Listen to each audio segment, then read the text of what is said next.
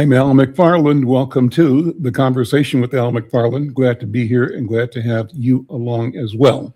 Pleased to hang out with my co-pilot today, and that's my friend Jonathan Palmer, who is the executive director of Our Code. We'll tell you about that in just a minute. We'll be actually getting into all things Rondo Code. We'll explain the acronym. But first of all, thank you, all of our dear KFAI family, for listening to the Conversation with Al McFarlane. I want to tell you that you can join the program. You can get on with me by going to one of our social media platforms. We're streaming live to Facebook, LinkedIn, and two YouTube channels, the Black Press of America YouTube channel and the Inside News MN YouTube channel. So if you have access to either of those social media platforms, click on like the program, share it, and if you have a comment you want to leave or a point you want to make, an objection that you want to make, that's the place to do it. Leave a note in the comment section. And if you want to get on the program, I think we're going to be able to put the QR code up on the screen. And if that's there, click on that and you'll show up as being in our waiting room. And we'd love to bring you in. Jonathan, my friend, brother, how you doing? Good to see you as always. Good to see you too, Al. It is wonderful to be joining you today. There's a lot of great stuff going on in the community. There's a lot of crazy stuff going on in the world too. When we touch on that, I'm sure a little bit later, but yeah, it's always good to be here with you, my fellow Morehouse man, and glad to be a part of the show.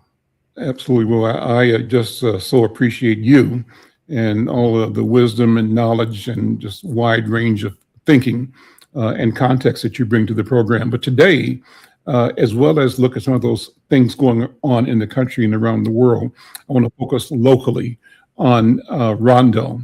And I said Our Code stands for Rondo Center of Diverse Expressions. Tell us about Rondo. In fact, as you do that, bring in Ronald as well. He's in the studio and he'll be part of this conversation. Let me bring you up, Ronald. There we go. How you doing? How you doing, Ronald? I'm doing well, Mr. McFarlane. How about yourself? I'm well, Ronald Charles Buford. But Jonathan, go ahead and I want to have both of you sort of introduce what Our Code is and what it's about and talk about Rondo. Well, thank you so much. Rondo is a very vibrant community. The historic African-American community in St. Paul. It has a great history, as well as some tragedy that befell it, but also the resilience that came out of that. When we take a look back at the earliest days of Rondo, we're talking about just after the Civil War. Joseph Rondo was a fur trader, very wealthy fur trader, was living at Fort Snelling, but was running into racism because his wife was Native American. And so they were pushing him out of being there. So he moved over to what would become the Rondo neighborhood, bought up several tracts of land and opened it up for anybody who wanted to come and be there. And earliest days, they received a lot of East German, Jewish immigrants, different people from parts of Europe that were facing discrimination as they came over, also indigenous and African-American, pre-African-American families. The community really swung towards a larger African-American population in the 1920s with the Great Migration, and families came up and were settling in this area. However, because of that, it received a nice rating, as most communities did with redlining, of being a quote-unquote slum. However, it was never a slum. It was a thriving African-American community that had businesses, that had organizations. The St. Paul NAACP, the St. Paul Urban League were all based over here. Hallie Q. Brown Community Center, the Sterling Club, a lot of organizations that were here. The community had its own co-op from the Credjafon Club. There were lots of businesses and organizations, and it was a community that looked out for each other, that actually had a really thriving cultural heritage within it. In the 60s, however, they went ahead and they chose to put the highway right through the middle. Now, there was an alternate route that would have gone along the industrial tracks up north and would not have decimated the community, but they decided to take a pointed approach to cleaning up the quote-unquote slums. Really, it was going ahead and utilizing the political power that existed to take away people's homes, take away people's businesses. This was a cornerstone for the African American community in the Twin Cities, actually, and they saw it as an opportunity to disrupt and decimate that. And the highway went through the middle. Coming out of that, you had organizations that came together to kind of rebuild. You had the starting of Rondo Days back in 82 and 83, founded by Floyd Smaller and Marvin Anderson. The two of them wanted to see a resurgence of the community and a reminder of that. And they built that as a great festival that came along. And I don't want to cut too much into Ron's here, but it went on hiatus a little bit after the pandemic. And so that's when Ron and his group came together to form the Rondo Block Party. And let me turn it over to Ron to talk a little bit about that. Well, thank you, Jonathan. And there would not be a Rondo Block Party if it wasn't for Rondo Days. I want to make sure that everybody is clear and understands that. I actually used to be a volunteer for the Rondo Avenue Incorporated that hosted the Rondo Days annual festival. I served on the board, served as a chairperson. So I've had my experience with organizing the Rondo Days Festival, which kind of gave me a little bit of experience and background in creating the Rondo Block Party. And as Mr. Palmer mentioned, that when Rondo Days, all festivals kind of shuttered down during the pandemic. And so back in 2020, right around the kind of the peak of the pandemic, the Taste of Rondo opened up in July of 2020. And so it ran for 2 years into the pandemic. It had its challenges and so forth, but it maintained, it thrived. It had its moments of thriving for sure. And I had a little bit of involvement with the organization of the restaurant, as well as some of the marketing and promotions behind the restaurant, and knew the owner very well. And so in 2023, when we found out that Rondo Days was still going to be on hiatus, I said, man, it's time to get the Rondo community back out. I mean, we've been shuttered in the house, not coming outside to enjoy the weather, to enjoy ourselves. It's time for us to get back out there. And so that's where I came up with the idea of having the Taste of Rondo Block Party right in front of the restaurant, right on what formerly used to be Concordia, which is now Rondo Avenue. And just took one block in a side street and created an atmosphere that got the community to come out and enjoy themselves. Folks that hadn't seen each other in a while, especially since they had been shuttered, as I mentioned. And it was a huge success. Got a lot of praise, there was a lot of camaraderie that was established during that one day. And we actually did it on the third Saturday of July, which normally is when Rondo Days occurs. And so we did that intentionally because we weren't trying to replace Rondo Days. We just wanted to kind of bring back that feeling of community around that same time during the summer. So again, it took off well. We had a great time, and people were like, "You guys going to do this again?" And I said, "Well, we have to sit back and think about it. We have to kind of debrief and understand what went right, what went wrong, and whether or not we had the energy to bring it back again the following year." And so it didn't take us long to come to the conclusion that, yep, let's bring it back. And we said, we're not sure if Rondo Days is coming back or not, but if they do, we'll just move it on a different weekend. And to make a long story short, unfortunately, the Taste of Rondo closed the following year. And so we needed to find a new home. And that's when I approached Mr. Anderson, Marvin Anderson, who was the ED of our code at the time, to see if we can move our block party down to the Rondo Commemorative Plaza. And he was open arms with it. He said, yes, Ron, let's do it. And just so happens that same year in 2024, the street Concordia was renamed to Rondo Avenue. So all the moons aligned for us to have this Rondo block party the next year. And so we removed the taste of from the words in front of Rondo block party and just called it the Rondo block party. 2024 was a smashing success, and we have been growing ever since. It really has been a remarkable experience to get the community out, to have the opportunity to really create some additional opportunities for some of the community organizations, some of the small businesses within the community, as well as outside the community.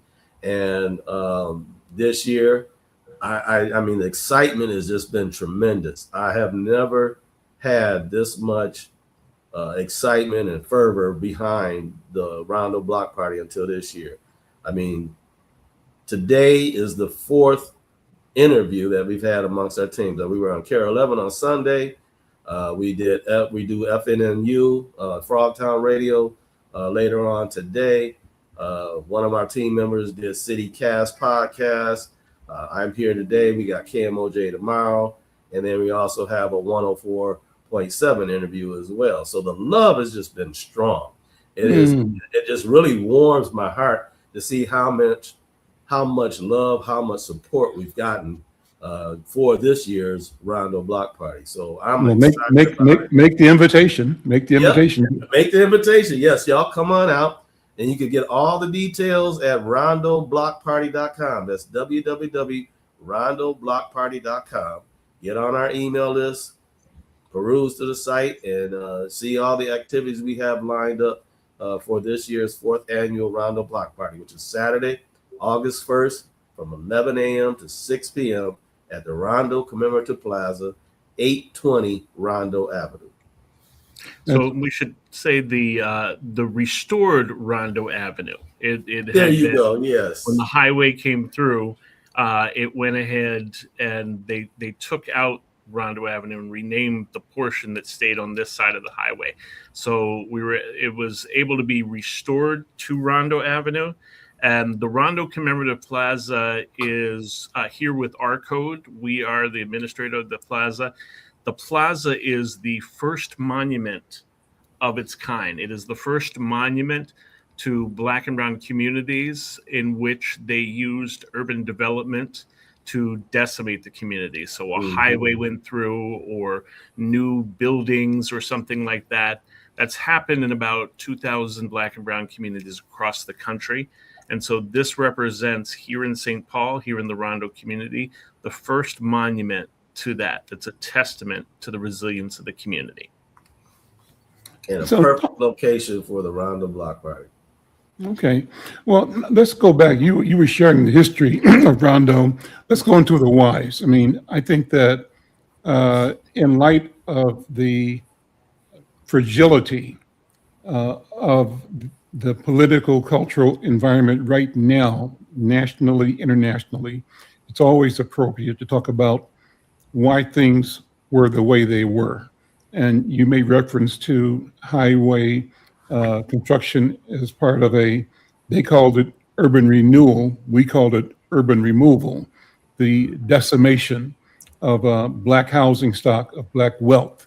And, you know, I think we ought to spend some time critiquing why they did it.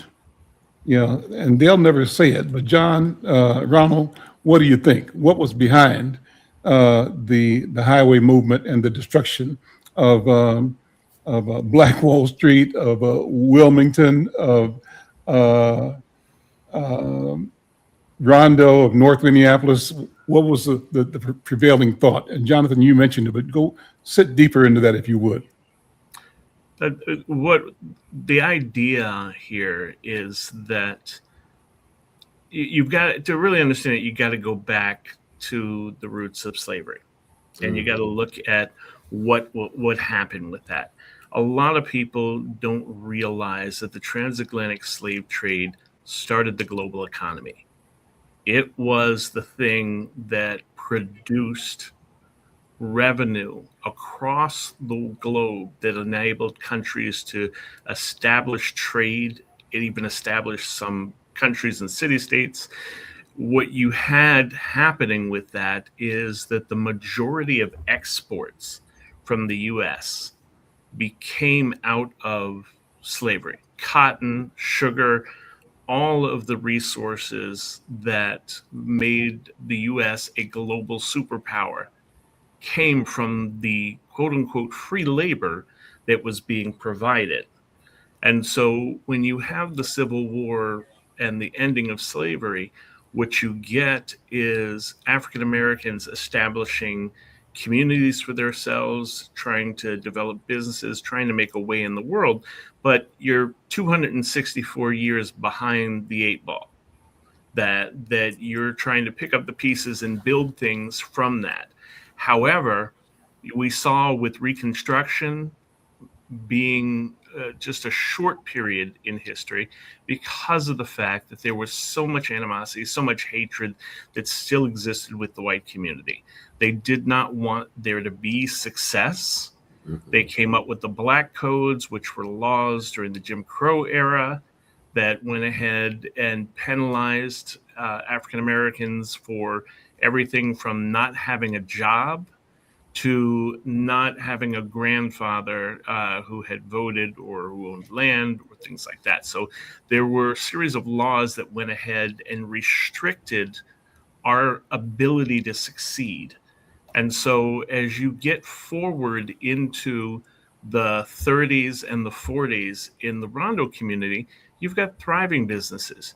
You have the Pullman Porters and the Red Caps, which enabled the communities to establish a middle class. You have organizations that were coming up that made sure that there were resources in the community, and the powers that be just couldn't have that. It comes down to racism. In fact, in 2015, there was a Rondo healing ceremony, and the mayor at the time, Chris Coleman, issued an apology on behalf of the city and on behalf of the mayor's office for the highway and said this was racism, plain and simple. This was not about progress. This was not about transportation. And Charles Zelli, who was the commissioner of the transportation department for Minnesota, also issued an apology. But the mayor put money in his budget, $40,000 for the Rondo Commemorative Plaza. So he put his money where his mouth is, but it really recognized the fact that when they made this decision, they were looking at going ahead and setting back this community and destroying that. And efforts like what the Rondo Block Party does is symbolic of community that comes together, of the resilience of Rondo, of the ability to celebrate the heritage and culture through the kinds of adversity that gets thrown at us. And if I may add to what Jonathan said, is that they kind of had a forward-thinking process. They knew if they split up, if they divided, if they desecrated the Rondo community, predominantly Black community, it was going to have a devastating impact on the potential generational wealth that could have been created from that community. So they knew it was going to impact them, not only then, but even for the future. Mm-hmm. And we're still impacted by it today. So they had a plan in place, without a doubt. Straight racism, straight jealousy, because they saw what the Rondo community was creating in terms of the number of businesses, owning our own homes, owning our own businesses. And then just, it was a planned attack. Exactly what it was, a planned attack. So let's talk about resilience then. How do you see us surviving? How would you describe the capacity, the gift, the genius of survival that characterizes African Black people that came through the period of slavery and also through Jim Crow, and who persist and at one level or another continue to thrive even today, and even in this environment, which is openly anti-Black. One of the things that I'm liking a lot, Jonathan and Ronald, when I watch social media, I'm hearing more and more and more of our people calling out racism. And in the past, we had sort of a double code, a double-mindedness. On the one hand, we knew what they were doing, that it was detrimental to us and insincere. What they were doing was always contradicting what they said was the ideal of democracy and governance and inclusion, because while the standard was right and great, the practice was absolutely opposite. They shielded or blocked us from opportunity and from our own development, right? And it was malicious and pernicious, I guess is the right word. What I'm hearing a lot now, brothers, is more of the social media people in particular calling it out and not being afraid and no longer willing to be polite or no longer willing to be, what's the right word for it, extra sensitive to other people's feelings. And so I think that's a good sign of continued maturation, and confidence building on our part. And I say that because Bobby and I, my wife Bobby and I watch the news all the time, and between us, we'll sit and say, you know what, this thing looks like it's heading to some violence against us. Looks like they want to rally themselves to a place where they once again justify, mass, what's the right word for it? A push against our community. And at the same time, we're saying, but we know things are different and that our people aren't going to accept it. We never did, but we have the ability to show each other not accepting it, not fighting back, thereby amplifying our individual and collective success as we move against those forces that seek to dominate, destroy, and marginalize our people. In doing so, that seek to disserve humanity itself. Jonathan, I'll keep going on, but jump in, Jonathan. So one of the things that I think people don't realize is part of the legacy of Martin Luther King, one of our fellow alumnus from Morehouse, but Dr. King led the civil rights movement, and one of the key legacy points that people miss is the ending of terrorism in America that is unaddressed around African Americans. Prior to the civil rights movement, a white person could walk in your house, kill you, and walk away and get off scot-free. What you saw come out of the civil rights movement was a level of accountability. You saw laws that went ahead and addressed the 14th Amendment, the citizenship that we had, but was not being enforced. You began to see things like the desegregation of schools, and each time period where you have major events that involve media, you see a step forward.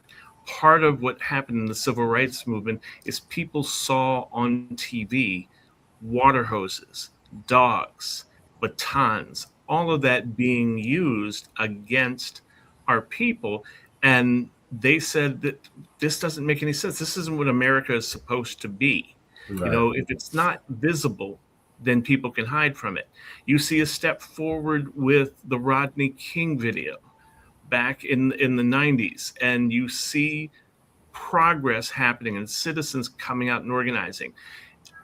George Floyd's murder being caught on video, that ignited a powder keg around the world of people of all races coming together and saying, this isn't right, this isn't fair, and we won't stand for this. And so you saw this next iteration of people coming and standing up and saying, we're not going to sit down anymore.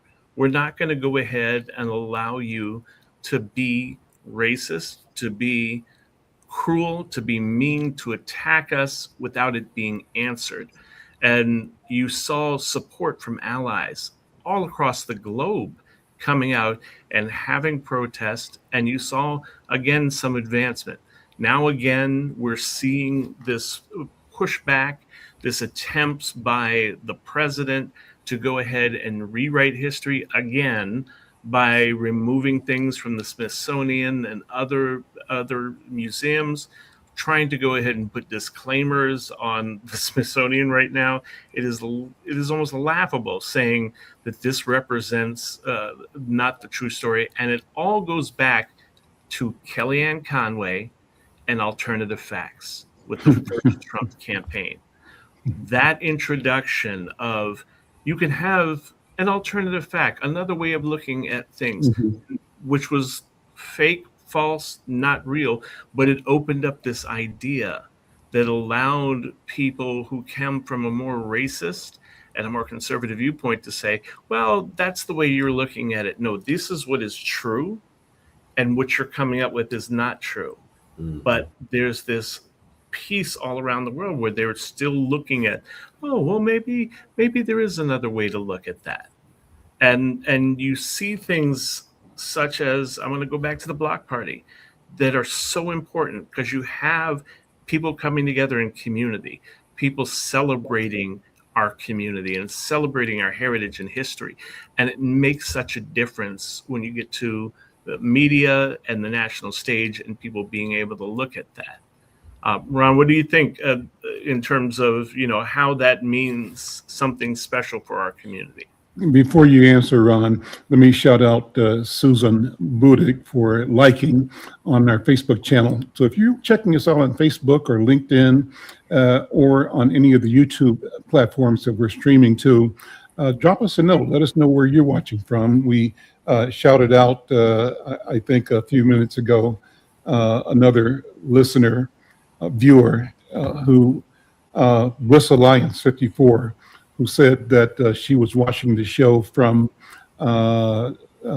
Duffy Shop of Leather. So Bliss Alliance 54, thank you, and thank you for the comments that you made, and we'll share those as we go along. And if you want to be on the program, there's a QR code here at the top of the screen. Click on, we'll see you in our waiting room, and we'll invite you in to join this conversation.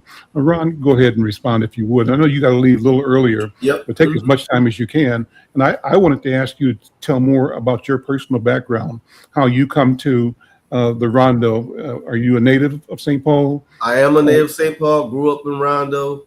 Actually, talk about your family, your family, how your family got to Rondo. And my dad's from Rondo. Yes. My dad's from Rondo. Rest in peace. And my mother's from Macon, Georgia, actually. So he married a Southern woman. But grew up in Rondo. Actually lived on the street where the Rondo Days Parade passed by for several years, and just have always had a love for the neighborhood. And so Rondo's in my blood, and that's why I'm so in tune with what's going on and involved with a lot of the activities that are happening within our community, because the community right now is thriving. You can see evidence of us bringing that resilience to life. You can see evidence with what Reconnect Rondo is doing, what the Rondo Community Land Trust is doing, with what our code is doing. And we're just new kids on the block trying to bring all these different activities together and create this collaboration, so to speak. I mean, the theme this year is Build the Block, Partnerships in Action.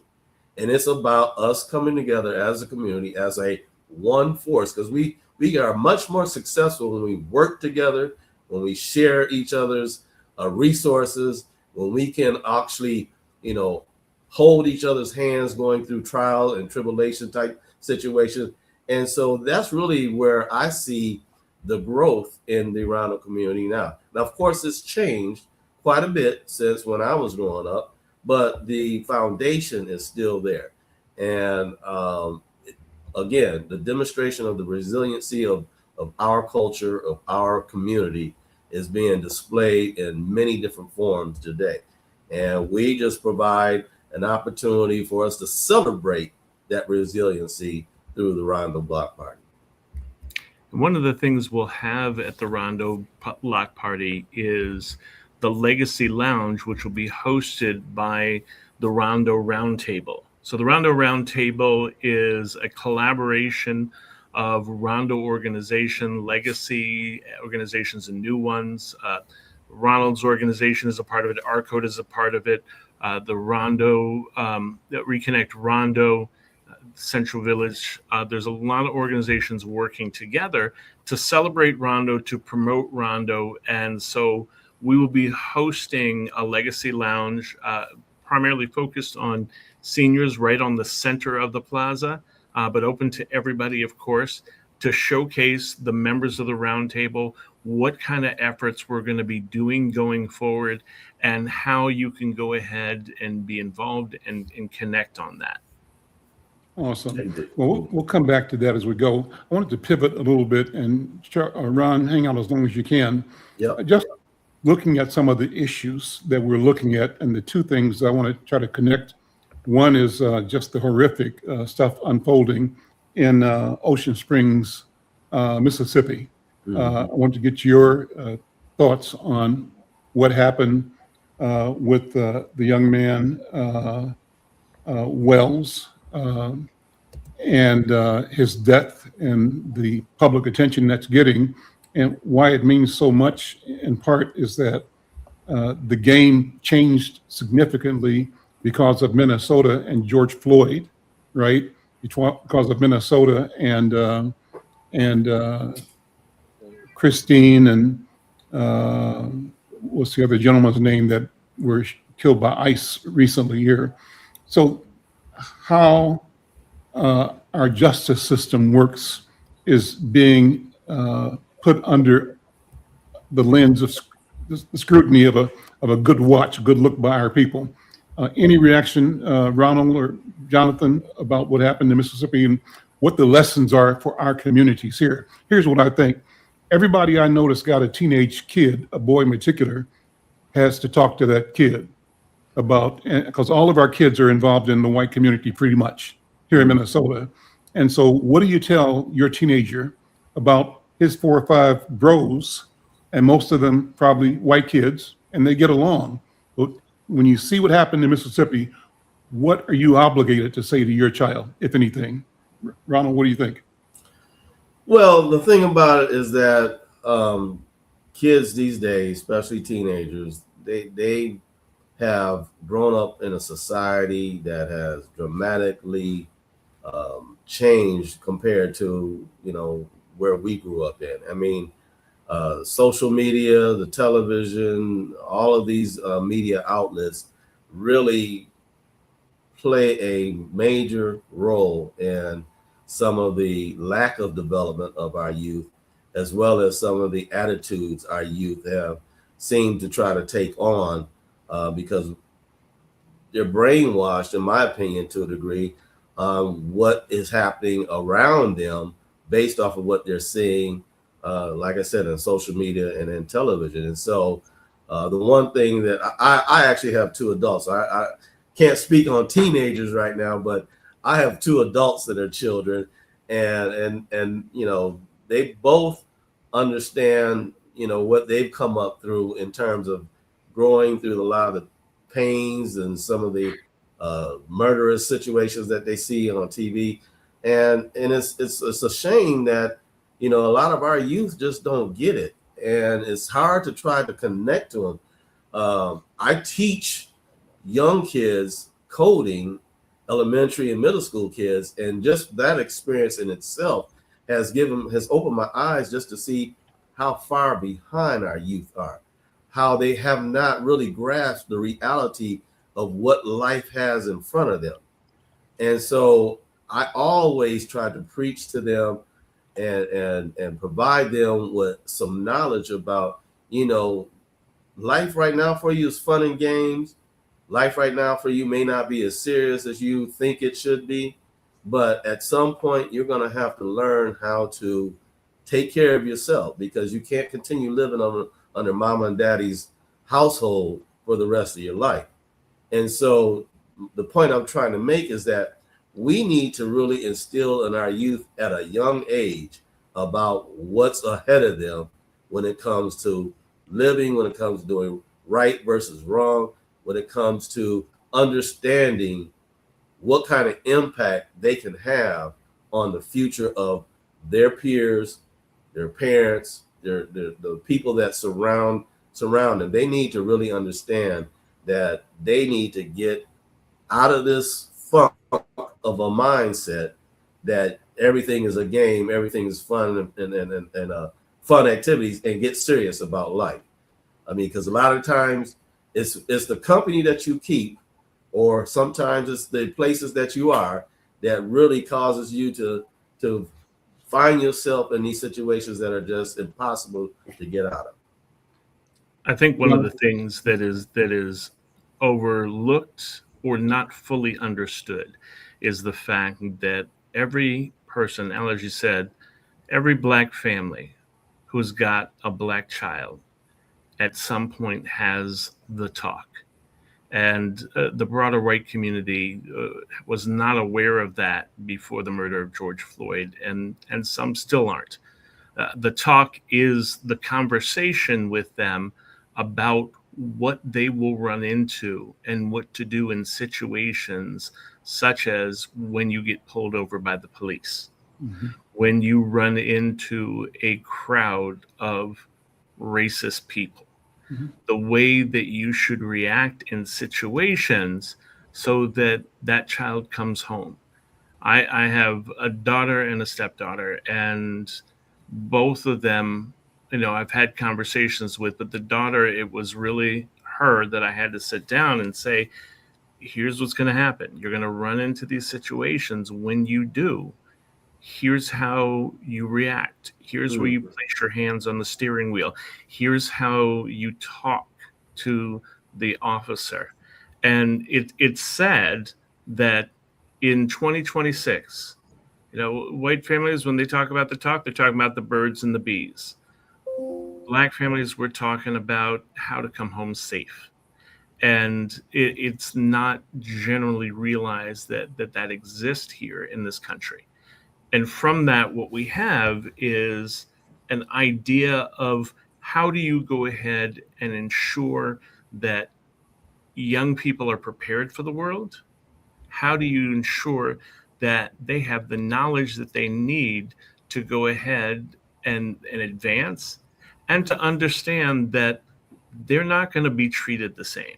Nolan Wells, whatever friendship he had with the people he went out to the island with, I don't know, I can't say or anything, but it is always suspicious when you're down in the South and the one black person ends up injured, ends up dead, and everybody else is white, and there is a concern right there about how that happens. If those boys were really his friends, they would understand that he could not be left someplace on an island by himself.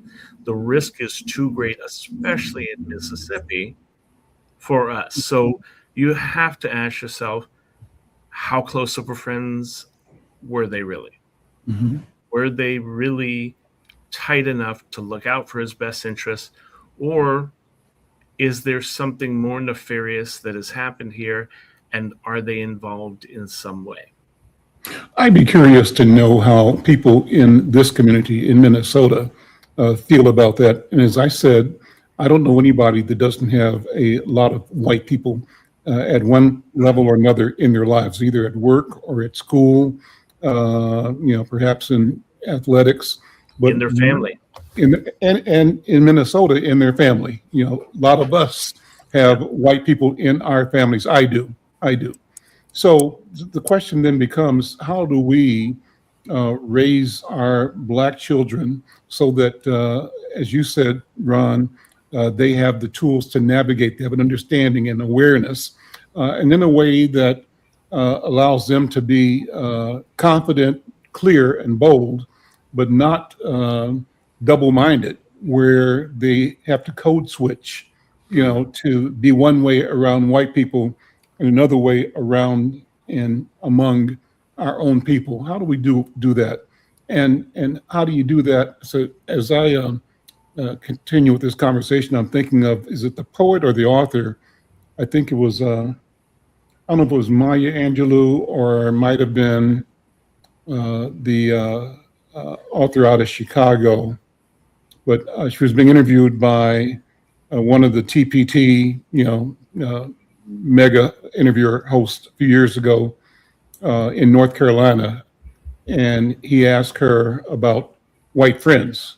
Do you have any white friends? So she said, yeah, I don't know if I have any white friends. Here's what I do know. It's not a question of whether a white person will betray you. The only question is when. Mm-hmm. What circumstances will trigger the betrayal?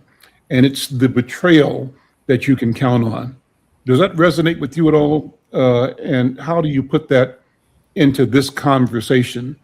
How I put it into this conversation is that I think about, my children and my grandchildren, and the question is, how do you say to them in a way that's responsible that you have to be aware, and that you have to be aware of the possibility of betrayal? Now, to fail to say that, then you expose the child to what Nolan Wells experienced. Kind of guard down, thinking everything's going to be okay.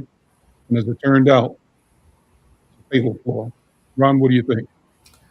Well, I can only speak for myself, and I grew up with white friends. I went to elementary school. I went to a couple of white schools. I went to St. Paul Academy, which is all white. Went to Groveland Mac, which was all white. As a matter of fact, I had a white friend that lived on Summit Avenue that we were real tight. And over my years of living, I have not, again, speaking for myself, fortunately, I have not crossed a number of times that I can't count on one hand where I've experienced some form of obvious racism. And I think a lot of it just had to do with me personally, just my, not to say that I'm someone special, but I am, but just to understand how to communicate with people of other races outside of your own, for one, as well as how to not take a strong point of emotional response in a manner that really shows your vulnerability when it comes down to the differences in race. And so over the years, I've learned to get along with white people, knowing that they could be, as soon as I turn my back, they might have a knife at it. I understand that. So I've always been cognizant of the fact that, a lot of white folks can, smile in your face, and as soon as you turn around, they got a frown. I know that. I realize that. I was not naive to any of that. But it's just a matter of how you carry yourself, how you learn to adapt to different situations at moment's notice. And it's not like kissing butter or changing up your attitude, your persona. It's just a matter of knowing when to act in a certain way when you're around a certain environment or a certain group of people. I grew up on the East Coast mostly before coming out here. And my parents actually got married when it was still illegal in this country. They got married in 1966, a year before Loving versus Virginia. And my father was a white Southern Baptist from Columbus, Mississippi, who married a Black Catholic woman from Chicago, Illinois. And when my grandfather came up from Mississippi to stop the wedding, we joke we don't know if it was the race or the religion that was the bigger issue in that one. But what happens, I think, is the connection with white people is the more they get connected to and the more they experience what Black and brown people really are versus what they've seen on TV or in movies or things like that, it changes the perspective. My grandfather, my father's mother, by the time she died, was closer to my mom than she was to her own kids. because they had grown close over time, and they had so much that resonated in common, and it took time to figure that out. Do you know if your grandfather's predecessors were slaveholders? Oh yes, I have found slaveholders back in our roots. We've also found on both sides. I've found slaveholders on my father's side. I found enslaved people on my mother's side, and it's really tricky putting that piece together. I mean, the first time I came across that was in a old booklet from the 80s that one of my distant relatives put together, and I'd taken that from my parents. I was putting the genealogy together, and I came across one of them where the way they identified who was the father and who was the son and that they were connected, instead of census records or birth records, they used slave ownership. The father had gifted a slave to the son, and that's how they established the relationship between the two. And that was the first time I came across that, and it smacks you in the face when you are a biracial person, because of the fact that even though we're biracial, the world considers us black. If you have one drop of black blood, they consider you black, they treat you black. And it's been a battle to be able to hold both sides of my heritage up and tell people that, no, I'm going to honor my Scottish roots, and I'm going to honor my African-American roots. I'm not going to honor the slaveholding roots, but I'm going to go ahead and recognize that that's part of the past and part of the life that I bring forward, and then what can be learned from that. We can take that and turn that into a lesson for people to understand how out of tragedy can come growth and can come resilience. One of the things that has happened in Minnesota, with it being as white as it is, I've got great white friends, and they're people that I've grown to trust. But I've also taught them a lot about what it means to be a black person here. I help put together a conference every year of nonprofit leaders, and we usually do it someplace up north so that you're getting out of the cities, you're getting away from your environments, and it's a summit and retreat, and we have about 75 nonprofit leaders. And when I drive to that, I drive in a suit. And they asked me one time, why aren't you in shorts? Why aren't you driving up here? Things. And I had to explain to them, if I'm in a suit and I get pulled over, I'm going to get a better experience and be treated better than if I'm in casual clothes. And they had no idea that I had to do that in order to come to this conference where we all celebrate nonprofits and be a part of things together. That's that adaptation. Yeah. Yeah. Let me make a huge pivot here because you mentioned Scottish ancestry, and we had this conversation before, but when you watch the movie Sinners, what were your thoughts? And I'm particularly interested because the Irish-Scottish thing and the question of the people showing up, the vampires showing up in a Irish culture or Scottish culture. Jonathan, what are your thoughts about that? One, I love the movie, and it was phenomenal. Should have won more awards, but I'm glad for the ones that it did. I thought that the characterization of the vampires wanting more than just blood, but to absorb the culture. I thought it was allegorical for the United States. What you see so much of what makes us rich as a country is the diversity and the cultures that exist here. The indigenous population, the immigrant populations, the black and brown communities that exist here are so rich and vibrant. And we've seen historically white communities trying to absorb that, trying to, Marco Polo traveling across the world looking for spices. So was Columbus. And all of these searching for our culture, the wanting to learn our dance moves, wanting to learn how we cook things and things like that. There was so much realism in that, trying to absorb our culture and the fact of our culture being passed through music. And so I thought it was very rich.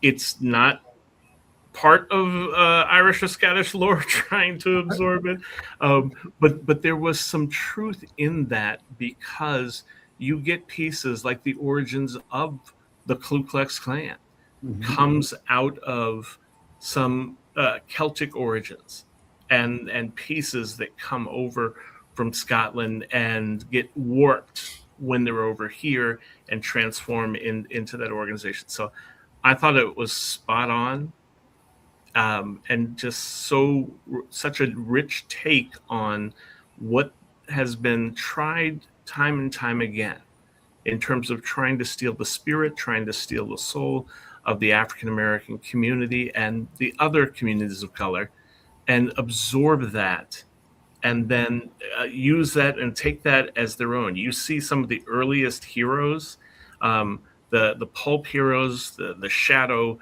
Tarzan. All of these ones are white people who go to other cultures and learn the secrets, and then they come back and they are better than the average white person. You get that a lot in the first half of the 20th century. And I could talk forever about that. But when you look back at some of those early ones, a lot of it involves absorbing culture. So Sinners was just so spot on. Yeah, I thought also too, which was intriguing, was how it demonstrated the multicultural activity amongst not only the vampires, but those were the victims of the vampires. I mean, you had black, you had brown, you had Asian, you had white, and that was intriguing to me in terms of just the way it was crafted during those gruesome scenes that occurred throughout Sinners. So yes, it was a very good movie. Let me fast forward to what both of you guys, and you can tie this back into the rondo discussion we're having. I'm interested in our sense of the future. What lies ahead? Ron, what are you telling your children and grandchildren to expect? You said part of the duty that we have as Black dads, as Black fathers, is to give guidance and direction and to prepare young people to navigate, difficulties that may lie ahead. But are we also preparing them to navigate the joy and the freedom that may lie ahead, that must lie ahead? I believe that we continue on a path towards the discovery and the implementation of freedom for our people. And for me, that means for all people, for all human beings. And so how do we raise our children so that they are motivated by the potential of seeing freedom unfurl for every living person? And what does that mean when you place that potential against the structure, the society, the social structure, which seeks to preserve itself? And what it's seeking to preserve, from my point of view, is a system that is glued by white supremacist thought and ideology, an effort to extract the value of both the planet and other human beings for the benefit of the few and at the expense of the many. Jonathan, what do you think? That is the key point. It is helping people to understand the white supremacist system we live in and how it has overlaid everything in our country.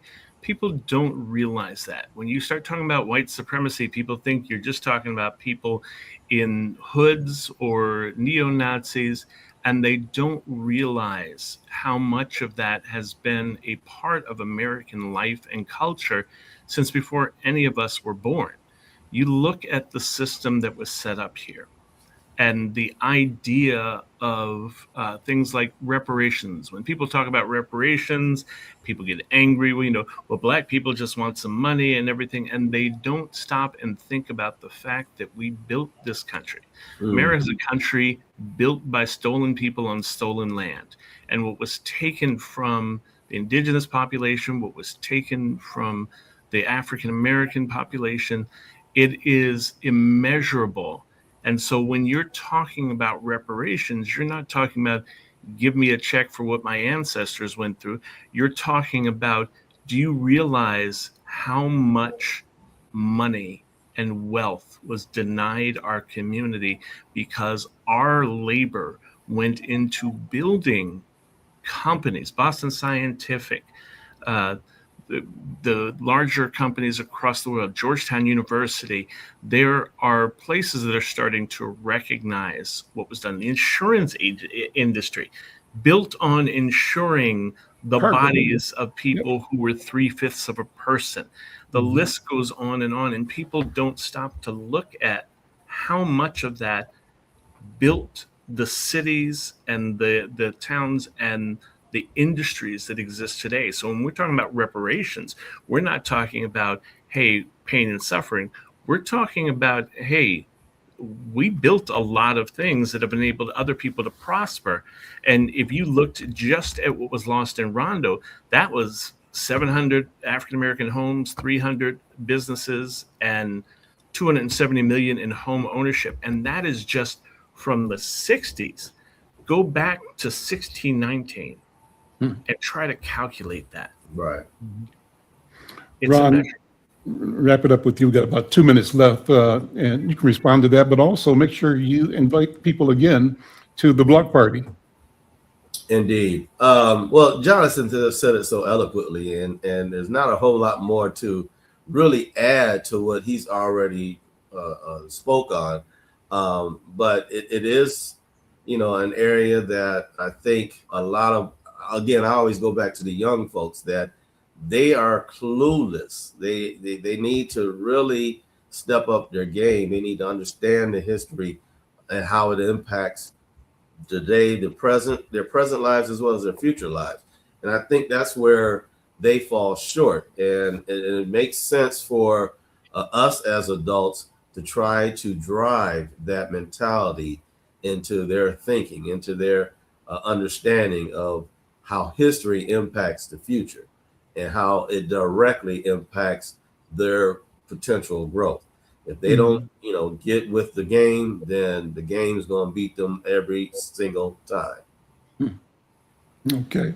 How about the invitation? Invite people. Again, I would love for everybody to come out this Saturday, August 1st, 11 a.m. to 6 p.m.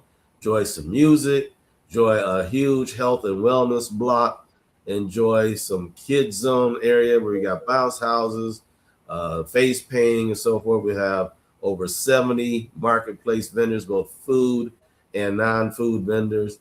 And it's just going to be a crazy, enjoyable time. We actually have several dance teams that will be performing, the most we've ever had. And that usually is the highlight of our entertainment, is seeing these young ladies, young men, drill and drum dancers, drill and drum teams get out and perform in front of just a lovely audience. And so it's going to be exciting. Saturday, August 1st, 11 a.m. to 6 p.m., 820 Rondo Avenue in St. Paul, the Rondo Commemorative Plaza. Give them the website again. Thank you for reminding me. www.rondoblockparty.com. RONDO, the word block, the word party, all one word.com. And it's also on our codes under events. And Jonathan Palmer, brothers, thank you both. What a wonderful conversation. I'm Al McFarlane. We'll see you next time. Thank you for having me.